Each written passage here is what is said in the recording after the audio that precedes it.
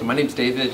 When I'm not working here at Menlo, I love making electronic music, and one of my favorite ways to make electronic music is basically through algorithmic composition. I feel like in electronic music, whether you're tweaking a filter, kind of whatever you're doing, you're turning math into sound. And I think it's just a really inspiring way to look at the world once you start doing it, to think about how basically every kind of mathematical idea you see out in the wild could be turned into a way to make music. And there's one algorithm I wanted to show you guys, which is the Euclidean rhythmic algorithm. And basically what it does is it thinks about a rhythm as a series of zeros and ones. So, you know, in music you have some kind of count. It's going 1, 2, 3, 4. So if you took that number as an input,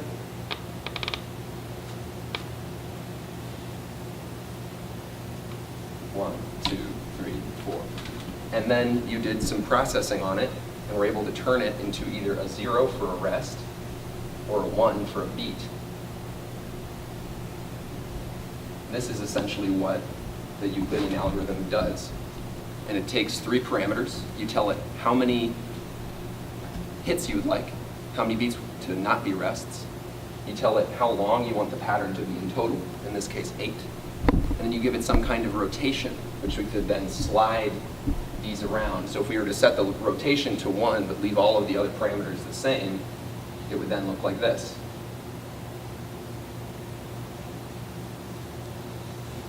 Is that basic idea making sense? Any questions so far? Okay. So I'm not going to go too deep into how it actually works inside, but I'll show you basically a magical equation that will try to, given those 3 numbers, distribute those hits as evenly as possible among the length. And the really neat thing about this is it's a really simple equation, and it just happens to generate all of these rhythms that are popular in folk music across the world. And the equation, let me cheat here a little bit, is to take in that count, right? So that's that number right there. It's going to add the rotation.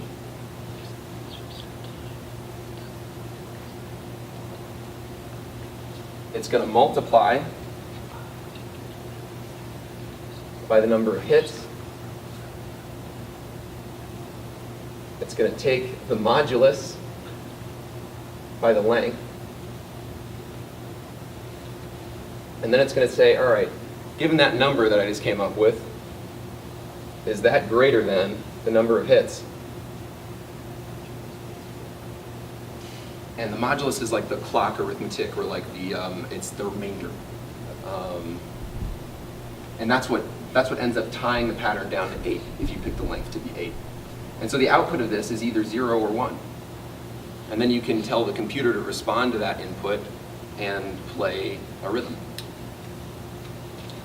So what I wanted to show you was a super simple way to take that magical equation, which if you get curious to dive deeper into why it works, there's this great paper by Gottfried Toussaint on how all of this works. And kind of interesting story. The algorithm itself came out of making particle accelerators work, which just kind of blows my mind. But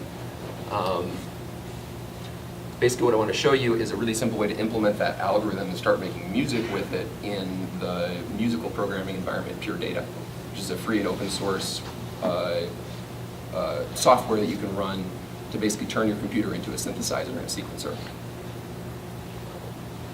Let's see here. Oh, okay, cool. Go ahead, if you want to start with your volume really low, I don't know how that's going to set. Yeah, there, you're fine there. All right. So basically, what's going on here in PureData, if you're not familiar with it, is data is communicated by these patch cables. And so right now there's a metronome right here that's sending a pulse to a counter that's counting up forever and ever. And it's sending that number into this little box here that says calculate Euclidean beat. And here we've sent it a number of hits, 1, a length of 8, and a rotation of 0. And this animation here in the corner, or this little graph in the corner, shows what the resulting rhythm is like. And what you're hearing is a little synth kick drum that's playing that sound. And so if we start to play with the parameters, let's say we bring the hits up to 2. I'll do it that way. So you see the animation's now updated, and it tried to evenly distribute that pulse as best it could. So we've got a faster kick drum pattern. We set it to 3. That sounds kind of familiar, right? That rhythm is in pop music everywhere right now, and a ton of dance tracks. And I think actually the name for it is the Castillo, and it's been in folk music forever. And that's what's kind of fun about this, is you can kind of keep playing with these numbers. So if we keep increasing the number of hits,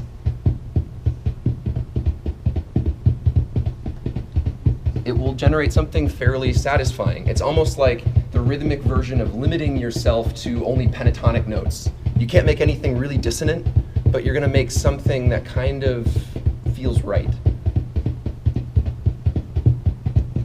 And so we can take that idea a little bit further. So now that we've got, and I want to show you this before we move on. This is the algorithm.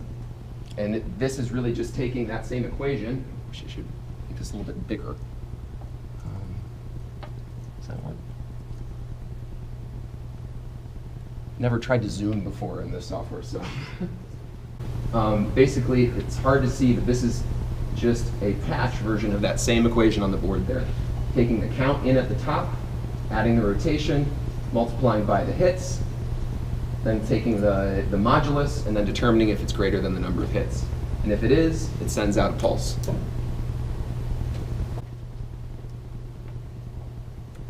So now that we've sort of established that idea, how could we start making it more complicated? One thing is we could start adding more drums. So now we've got a kick, we've got a snare, and we've got a hi-hat. And these little messages over here will set the hits, length, and rotation for each one of these generators and make a beat.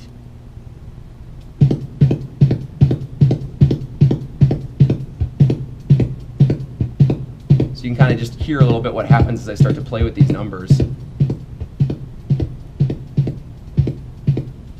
If I bring the kick up again.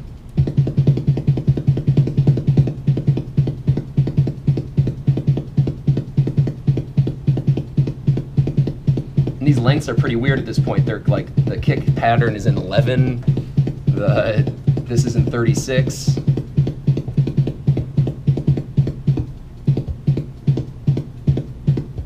So you can get decently far out in terms of a polyrhythmic sound, but something familiar still is underneath all of it.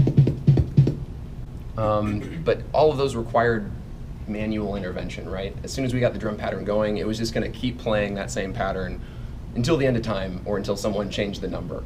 And so what's really exciting to me about having an algorithm to create these rhythms as opposed to playing them on your instrument is the idea that you can have the computer do that for you.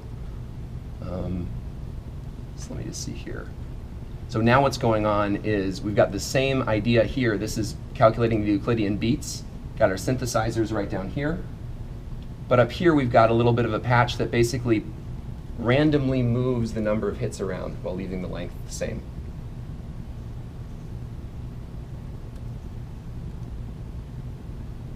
Let's see.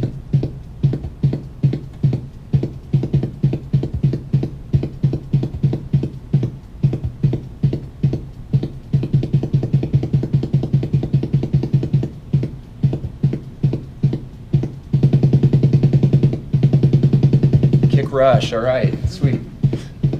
So it's not exactly dance music necessarily, but it sounds planned, even though it's completely random.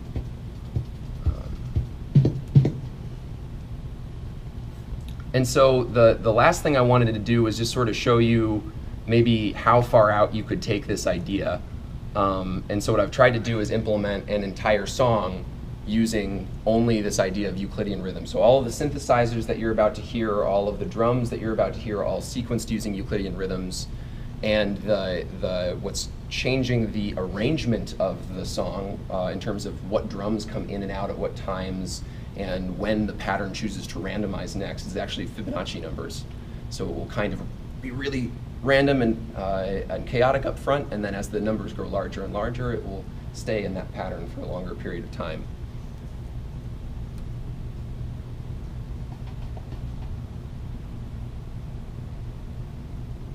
Might take a second to get going.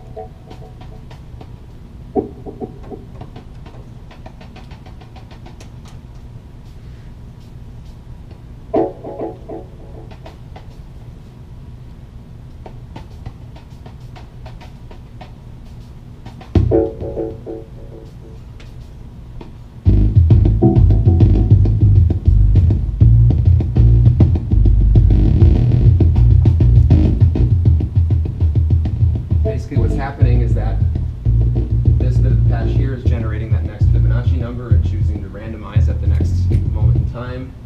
This one's resetting at the end of a bar length. The part of the patch right here is controlling the drums. So this is the kick drum, hi-hat, snare drum, ride cymbal. And then on over here are very similar ideas for generating the sort of lead sound you're hearing, the bass line, a series of chords.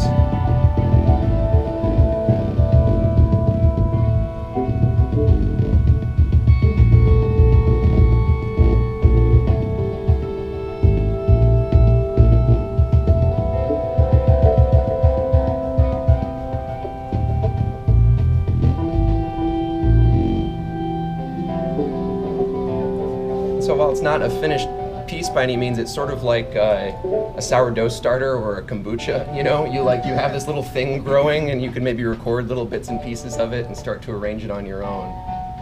And that's what I find really inspiring about working this way. Is you can have a little tiny mathematical idea and then start making sounds that you never really thought were going to happen. It can surprise you.